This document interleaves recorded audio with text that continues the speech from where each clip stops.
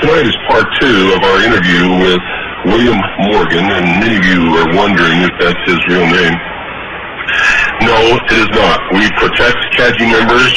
We never tell anyone how many CAJI members we have, where they're at, what their names are, anything. None of that information is given out, not even to other CAJI members. Now, we use the code name or the pseudonym of William Morgan simply because the name William Morgan is significant in the past of the secret society called Freemasonry. William Morgan was murdered by Freemasons after having revealed, printed in a book, some of the secrets of the lodge, and this was done back in the 1800s. Of course, the fraternity of Freemasons denies that they murdered William Morgan. However, their version differs significantly from the official version and from the proof and the evidence that we have spent many hundreds of man-hours digging up. And one of these nights, we're going to do a program just entirely on the murder of William Morgan. Will, welcome back to the Hour of the Time. Thank you, Bill. It's a pleasure to be here, and I'm really proud and happy to be here and doing what I'm doing. You know, I don't think a lot of people realize that you're risking your life by doing this. The oath that you have taken, albeit because they were fraudulent, you thought that you were making an oath to the God of the Bible. And in fact, you were making an oath to Lucifer, which nullifies those oaths. But they still, the Brotherhood, the Order, the Illuminati, the Freemasons, could still carry out the threat of those oaths, which is murder. Is that not correct? Absolutely correct. No matter what I may personally feel about or what common law or the actual law may view about those oaths as taken, the Masons that are involved consider them to be absolutely applicable to any transgression. And they have been enforced, and the bloody punishments that are part of the oaths have happened to Masons before, and they will happen again, I'm sure. Now, you are what degree? Let's get that out for the people in case we have some new listeners tonight. What degree are you? I am a 32nd degree Freemason of the Scottish Rite of the Southern Jurisdiction of the United States. And what is the official title of that degree? The official title is the Sublime Prince of the Royal Secret, and that is not only the title of the degree, it is also the title of the ritual that the degree is conferred to. And just to show you how important that is, after going through the ritual and getting the degree conferred upon me, I could not remember anything sublime or even remember what the secret was that they told me. Why is it that you couldn't remember the secrets of the degree? Well, that's a bit of a long story, and I won't go entirely into it, but it started off, the day I was conferred, began at 6 o'clock in the morning, and they just rushed through it. There was no memory work to do, as in the Blue Lodge, where a person has to memorize the ritual and then give it back. You just sit there and receive in an audience-like capacity. And when it came to swearing the oath, you merely held up your hand and said, "I do." You also did take that oath kneeling on one knee, as you did in the Blue Lodge. Now, we talked yesterday after we recorded the last program that aired, I believe Friday, on WRNO, and this will air on Monday on WRNO. It will air at a different date on WWCR. So if you're listening on WWCR, don't let these dates confuse you. But we talked, and I asked you specifically if there was a part of Freemasonry where you raised your arm to the square, and what was your reply? Yes, there is a part where you raise your arm to the square. The first time I remember doing that action was in the 2nd degree when it was conferred upon me. You raise your right hand as if you were swearing in, actually it is exactly the same position as if you're swearing in a court of law. Your left hand is placed slightly upon the Holy Bible or whatever holy text that, depending on the lodge you're in, and your right hand is held at a right angle with the arm extended, and an actual square, like an engineer square, is held around the elbow of the arm. You're swearing in a square within a square, so to speak, as the ritual says. Now, if a Freemason were speaking in front of a group of what Masons call the profane, would it be fair to state that if the speaker stated something about when he raised his arm to the square, that this could be a recognition signal to notify other Freemasons in the audience that he was indeed a Freemason? Knowing what I know, I can hardly see it as anything else. There's no square involved in any other oath swearing ceremony that I've ever heard of, ever, not in a court of law. Only a square is involved in Masonry. It's one of the primary tools that are symbolically referred to in all the ritual of the Blue Lodge. And many of you have heard this statement made by someone that you all listen to, and I want you to make that connection for yourselves. If you can't make that connection for yourself, then there's no need to telling you any more about it anyway. Let's get into some of the ceremonies. How does this start? It begins in the Blue Lodge with the first degree of entered apprentice, and it goes up, and you've actually traversed 32 degrees of initiation. Are there side roads off of this? Yeah, well, it's a bit difficult. The Blue Lodge is where everything begins, and the Blue Lodge where Mason is initiated at is called the Mother Lodge from that time after, in specific reference to him personally. Now, once you get past the third degree, become a Master Mason in your Blue Lodge, you are able to hold an officer, hold a chair as an officer inside the lodge, and you can spend 10 years on the chair as an officer. But after that, you can either go to the Scottish Rite or the Yorkish Rite. There's a fork in the road of Masonry, and the Scottish Rite is by far the most popular and undoubtedly the most powerful. Now, the York Rite has 7 degrees. Is that true? True. The highest of which being the Knight Templar degree. For all those people out there who think that the Knights Templar are in no way associated with Masons, you're dead wrong, and you haven't done your homework. In fact, the Knights Templar, when they first began as an organization on the Temple Mount in Jerusalem, were not an order commissioned or ordained or approved or even recognized by any church, much less the Catholic Church, but were, in fact, an order of the mysteries. They began with 7 degrees, and the 7th degree was the highest degree.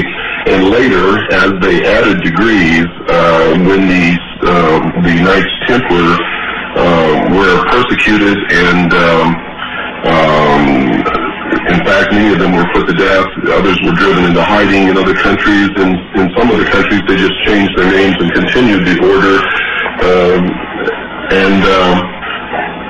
They eventually reached a number of degrees, which was 33. And I took that right out of a very old textbook on the secret societies, which we'll talk about in a later program, and we'll get into that. But what is the significance that you've been told of the system of degrees? Why do you have to go through this?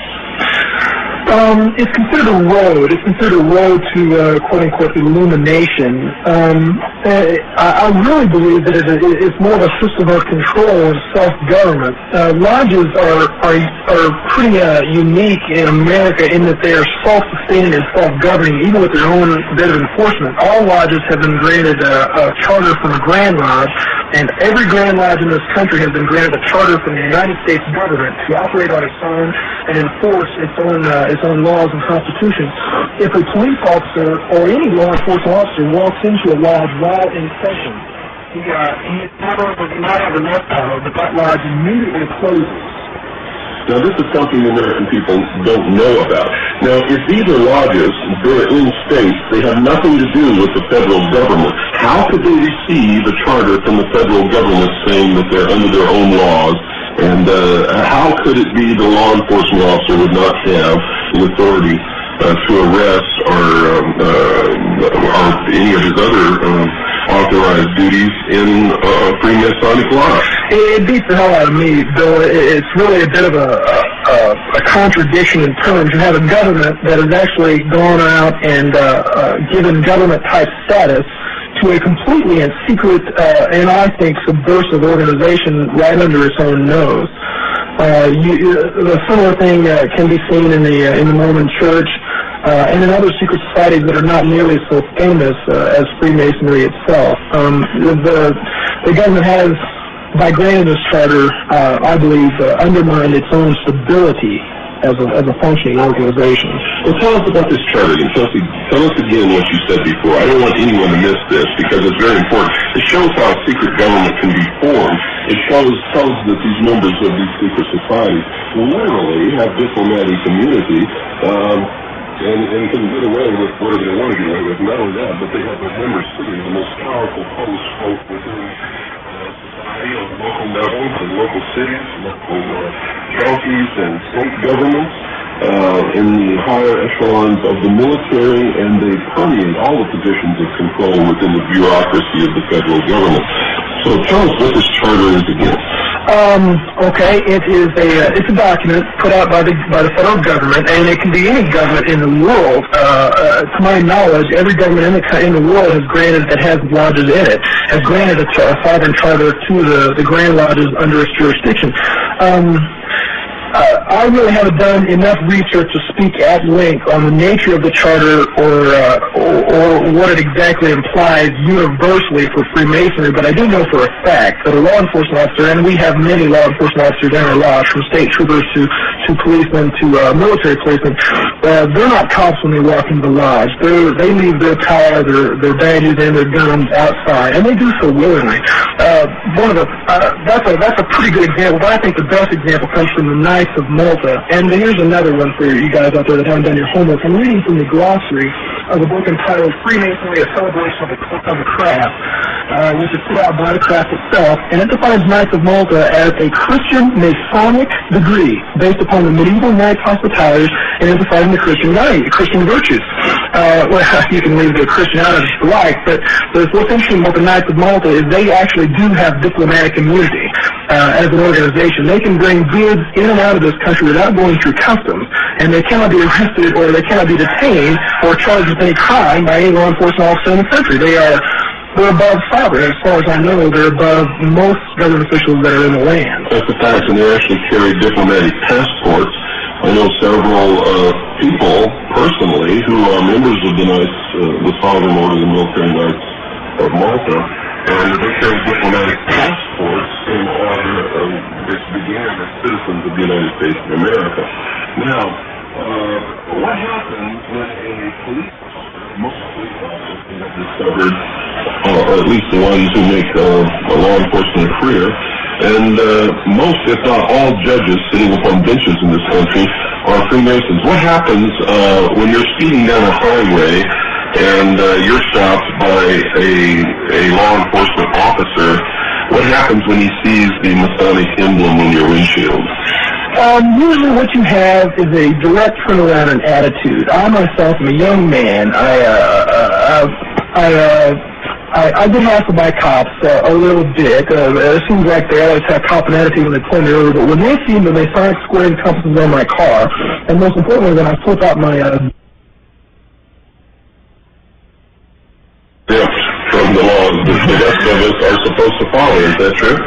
Yeah, that can be probably considered as accurate, Bill.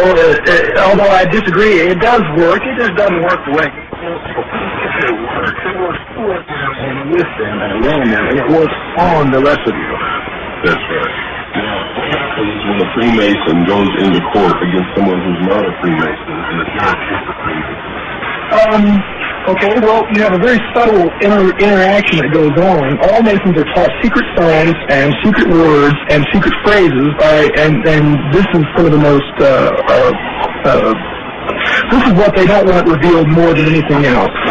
You can stand in a particular position, you can hold your arms in a particular position, you can speak certain words, widow's son, traveling man, keywords and phrases that will let this judge know that you are a Mason. And you can almost guarantee that he is a Mason too, or else he wouldn't have been able to lock down a lasting career in the judiciary. That's correct. And that would explain why some people just don't seem to ever get prosecuted for anything, and others who may commit the same crime or a much lesser offense seem to be inordinately punished, given such a heavy burden of punishment, while others who have done the same thing receive either nothing or a pat on the wrist. brothers look out for each other. It's just the way the system works. It's a buddy system. It's a you scratch my back, I scratch yours. As a matter of fact, in the oath that a Mason swears, he swears that he will uphold and defend a fellow Mason in any problem that he may encounter. Treason and murder alone, but they must at their election, which means that even if a fellow Mason is a traitor to his country, we know that could never happen. He's a traitor to his country. His brother Mason has his own choice whether he wants to turn him in or not. He is not obligated to do so, and obeying the laws of Masonry above the laws of the land, he's probably not even going to consider it. So, in other words, one way of infiltrating and controlling our society and our government, both on a local, state, and national level, is one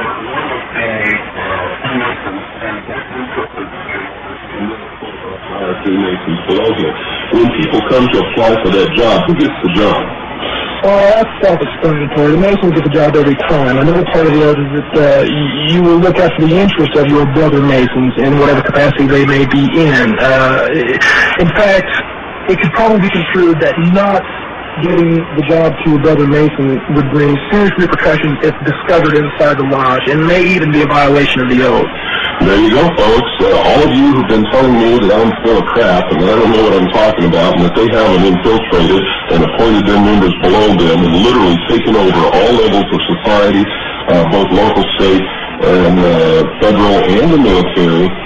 You just heard it from the lips of a 32nd degree Freemason. That is exactly how they do it, and that is exactly what has been done. You have to understand that since this country was conceived and brought into the United States, Freemasons have controlled it. And their goal always, from the beginning, was to bring about a one-world totalitarian socialist government. Our forefathers knew full well the foibles of human nature. And this country was described in their own words as the great experiment. And the experiment, folks, was to find out if we truly could be responsible, could rule ourselves, would not give in to the foibles of human nature and give our country and our individual freedoms and rights away. But they knew when they did it that that's exactly what would happen, because they were probably the best at understanding human nature of anyone that I've ever read. And I've read all of their writings and letters and works and Federalist Papers and everything else that they've done. And they knew full well that this people would give away what they built. And they knew that if we could be responsible, if we would not be apathetic, if we would not cave in to the desires of socialism, to the weaknesses of human nature, that this would have been the New World Order. We have failed, not them. They gave us every chance, folks. So don't get mad at our forefathers. Would you concur with what I've just said? I couldn't argue with you, and I wouldn't want to start an argument with you, Bill. I have heard high-level Masons refer to the United States in their writings and in person as a Mason nation. It was elected by them. If you look at the signs of the Declaration of Independence, if you look at the forefathers, you'll see who was involved at the very beginning of this thing. And I'm not saying that all our forefathers are bad or evil. They certainly are not. They created the greatest nation ever known to man. But some of them were Illuminati, and there's no denying that. The course that they set us upon was, in the end, self-defeating for us. Okay, folks, don't go away. We've got to take our break. I'll be right back with William Morgan after this very short pause. Creedence Clearwater Revival, before you accuse me, you better look at yourself. Boy, does that apply on this program, you Freemasons out there. All members of all the secret societies that are subverting the Constitution of the United States, the Bill of Rights, I call them cockroaches. I don't know what the rest of you call them, but that's what they are. They claim to be looking for the light, but every time you turn the light on them, they scurry into the sink, run for cover. It occurs to me that I need to tell you folks out there something. This young man who's on this program is a member of the Citizens Agency for Joint Intelligence, and there are literally hundreds of brave men and women all over this country and the world who are gathering information, bringing the truth out into the open. We are all working for freedom. It is the largest and most successful civilian intelligence gathering organization in the world. And our goal is freedom, to preserve freedom in this country, the United States, preserve the Constitution and the Bill of Rights, because it's the last bastion, the last wall between us and freedom, and try to institute freedom in all of the rest of the world. That's our only purpose, our only purpose. We are in support of freedom for all peoples, everywhere.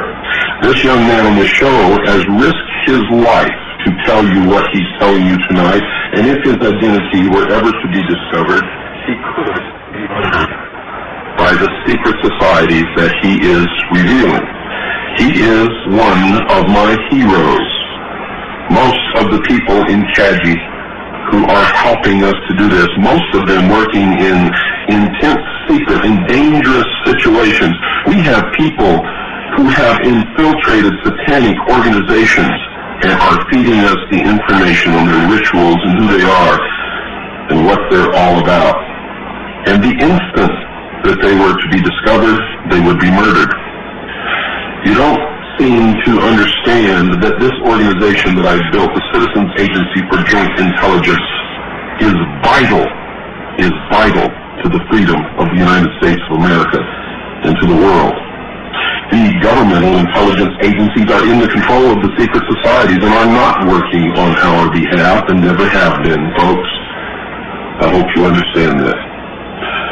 Let's go back to Will. You've got something in front of you, and I believe it's a list of Freemasons throughout history that people would recognize their names, and if they don't readily recognize their names, they could go to any reference book and find these names and their biographies in any library.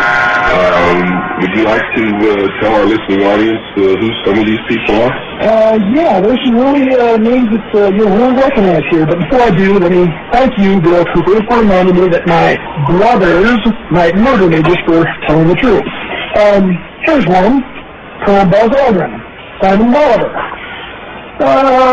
Omar Bradley, Edmund Burke, Richard Byrd, Kit Carson, and Walter Chrysler, Buffalo Bill Cody, Ty Cobb, Winston Churchill.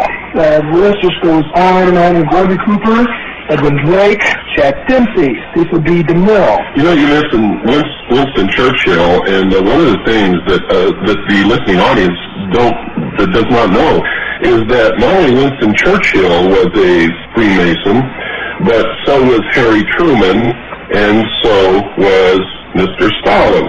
So when they had their meeting at Yalta, here was 3 33rd degree Freemasons deciding the fate of the world. And for all of you who couldn't figure out why they made the decisions that they made at Yalta that so screwed up the world, now you know.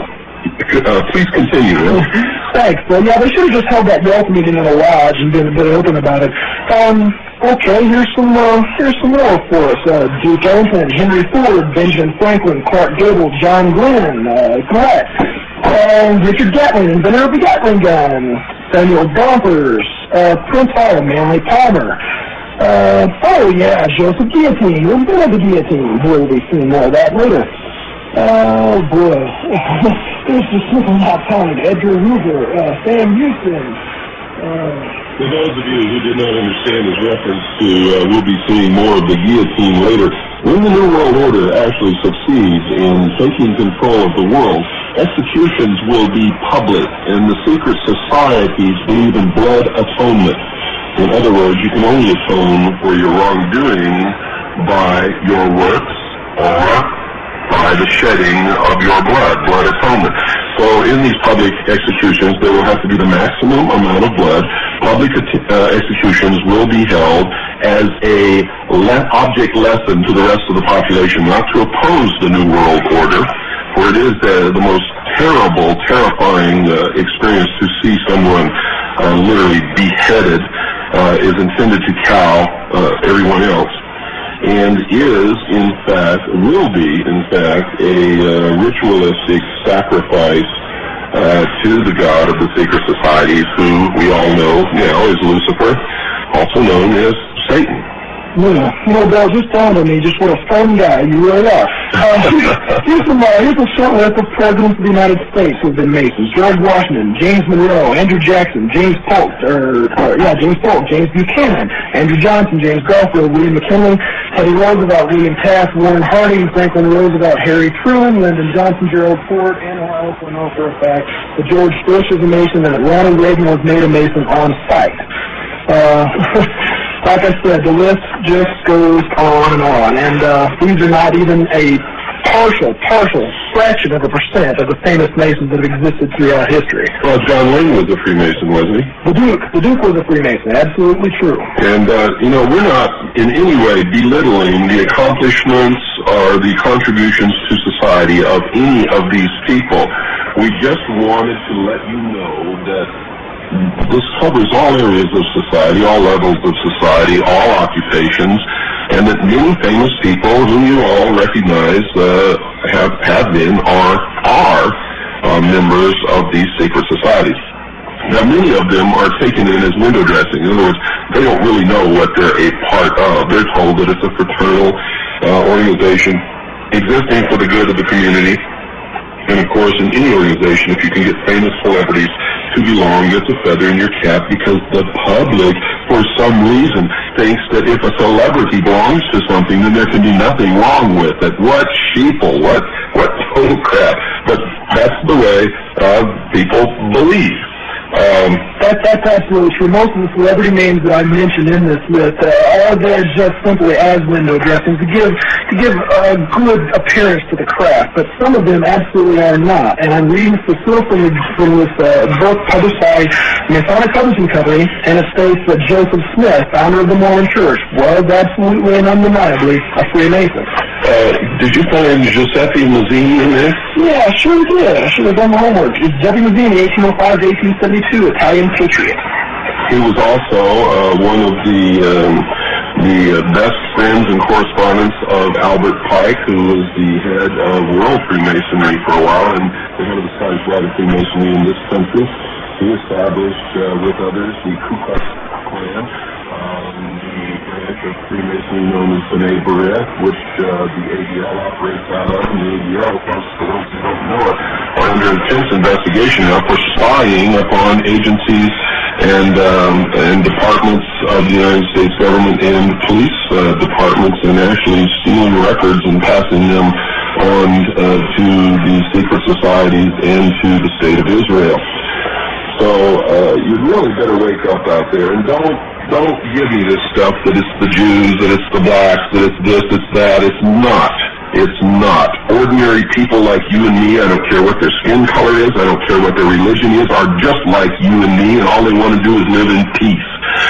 There are elements and organizations and people belonging to all the different ethnic groups, all of the different religions, all of the different organizations, corporations, governments, anything that you want to name belong to these secret societies. The Jews have been used as scapegoats throughout history. The Freemasonic organization and the secret societies in general are racist. They believe that the races, the white Caucasian races in Europe, Germany, England, are the superior race, are the real Israelites. They are the ones who have orchestrated and brought about the state of Israel. They are the ones who maintain the force of Zionism active in the world. The Mormon Church is a great part of this. If you just get down and dirty on this, you'll find that what I'm telling you is absolutely true. And one of their main weapons that they use against us is to divide us against each other, so that while we're running around stabbing each other in the back, they are putting the chains on all of us.